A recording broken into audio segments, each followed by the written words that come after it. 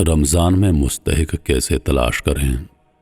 لوگ اکثر پریشان ہیں کہ خیرات کس مستحق کو دینا چاہیے، مگر لے دے کے رمضان کی آمد کے ساتھ ہی سڑکوں، مسجدوں کے باہر اور گلیوں میں امنڈ آنے والے بھکاریوں کے کوئی اور مستحق ملتا ہی نہیں، یعنی ان کو ڈھونڈنا مشکل ہے۔ حقیقت یہ ہے کہ ہم صدقہ اور خیرات کو سر سے بوجھ کی طرح اتار کر پھینکنا چاہتے ہیں، تو کم سے کم فاصلے پر کم سے کم وقت میں یہ فرض ادا ہو جائے، یہی کافی ہے۔ اگر واقعی آپ چاہتے ہیں کہ آپ کی خیرات کسی مستحق کے کام آئے تو کچھ ہمت کیجیے، ان کو ڈھونڈیے اور ذرا شرمندگی سے نظر جھکا کر امداد کا تھیلا پکڑا کر الٹے قدموں لوٹ آئیے۔ مستحق کون ہیں؟ جو نہیں مانگتے مگر پیٹ کاٹتے ہیں، جن کے بچے حسرت سے پکوڑوں سموسوں کو دیکھتے ہیں، جو گھر میں ہمسایوں سے آنے والی خوشبو سے بے چین ہو جاتے ہیں مگر تھوک نکل کر رات والا سالن کھا لیتے ہیں، جن سے مسجد میں پوچھیں کہ کیا حال ہے تو کہتے ہیں اللہ کا شکر ہے۔ پہلے حق تو جاننے والوں میں مستحقین کا ہے۔ یقین کریں وہ رشتہ دار جو غریب ہیں مگر آپ سے ان کی بنتی نہیں، ان کی مدد کرنا دوہرے ثواب کا باعث ہوگا۔ پہلا حق رشتہ داروں کا ہے۔ کریم یا اوبر کی بائک کال کریں، جب بندہ آ جائے تو رائڈ کینسل کر دیں اور اس کو راشن کا تھیلا یا نقد خیرات دے دیں۔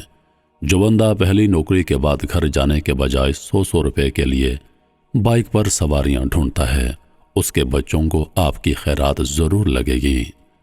اپنے علاقے کے پرائیویٹ اسکولوں سے رابطہ کیجیے۔ یہاں جو بچیاں پڑھاتی ہیں ان میں 10 میں سے 9 کے گھر میں برے حالات ہیں۔ وہ مجبوری میں 4-5 ہزار کی جاب کے لیے سارا دن کام کرتی ہیں۔ ان سفید پوش گھرانوں میں راشن یا نقدی بھیجیے۔ چھوٹی گلیوں میں دکاندار کے پاس جائیے۔ عصر کے بعد آپ کو ضرور کچھ لوگ ملیں گے جو ادھار لیتے ہوں گے، ان کا ادھار چکا دیجیے۔ ہو سکے تو دکاندار سے پوچھ کر کسی لمبے ادھار والے مستحق کو بلا کر اس کا ادھار چکا دیجیے۔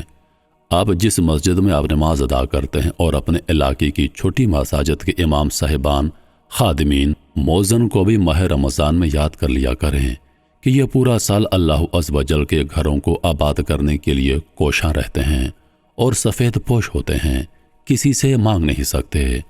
آپ ان کا خیال رکھنے کی بھرپور کوشش کریں کہ ان کے گھروں میں راشن ہے یا نہیں، دیگر اخراجات کے لیے ان کے پاس پیسے ہیں یا نہیں۔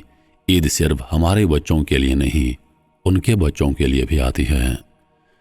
چھوٹے تندوروں پر روٹی لگانے والے، ویٹر اور صفائی والے سب اتنا ہی کماتے ہیں کہ ان کے گھر فاقوں سے بچ سکیں۔ ان کو بھی آپ کی خیرات کی ضرورت ہے۔ ان میں سے اکثر خیرات لینے سے انکار کر دیں گے۔ ان کی ٹھوڑی پکڑ لیجئے، منت کر کے تحفے کے طور پر دے دیجئے۔ مسجدوں میں بوڑھوں کے لباس سے اندازہ ہو جائے گا، نہیں تو جوتوں سے۔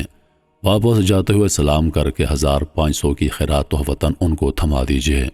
وہ بچوں کے لیے ضرور کچھ ایسا لے کر جائیں گے جن کی ان کو ضرورت ہے۔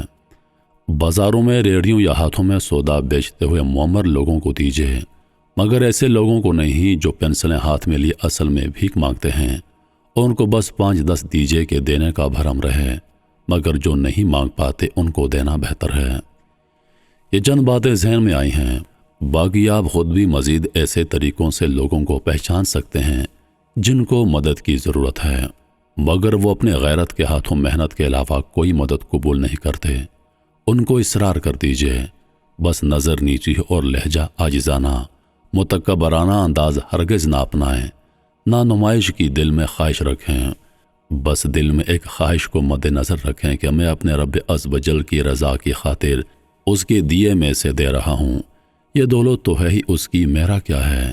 حدیث شریف کا مفہوم ہے اللہ تعالیٰ کو وہ صدقہ نہایت محبوب ہے جو دائیں ہاتھ سے دیا جائے اور بائیں ہاتھ کو خبر نہ ہو، یعنی ایسا صدقہ جس کی خیر اللہ کے سوا کسی کو نہ ہو۔ انشاءاللہ ان چھوٹی چھوٹی باتوں پر عمل کریں گے تو ایسا سکون نصیب ہوگا جو آپ کو اپنے اوپر لاکھوں خرچ کر کے بھی نہیں مل سکتا۔ دعاؤں میں یاد رکھیں۔